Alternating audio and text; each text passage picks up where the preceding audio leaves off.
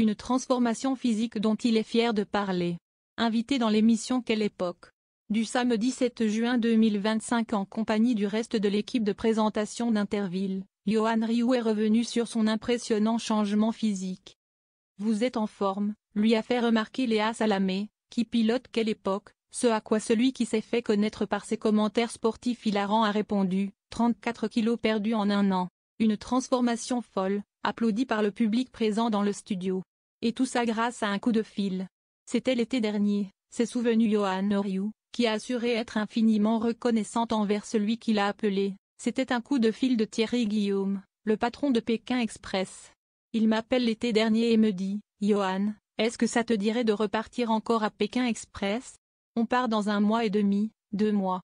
Le commentateur, qui était déjà parti à l'aventure en 2022 dans l'émission M6, en duo avec Xavier Domergue, a alors accepté cette proposition. J'avais de gros problèmes de santé, j'étais à plus de 106 kilos, ça n'allait pas du tout, a souligné Yohan Ryu devant Léa Salamé.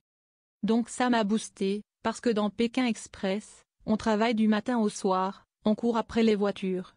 Et donc ça a été le booster décisif de ma vie, et depuis je n'arrête pas le vélo d'appartement. Une belle motivation à nouveau applaudie par le public, et complimentée par la présentatrice de l'émission, qui considère que ça, lui, va magnifiquement. Yohan Ryu n'est pas le seul membre de l'équipe de présentation d'Interville à avoir changé ses habitudes sportives.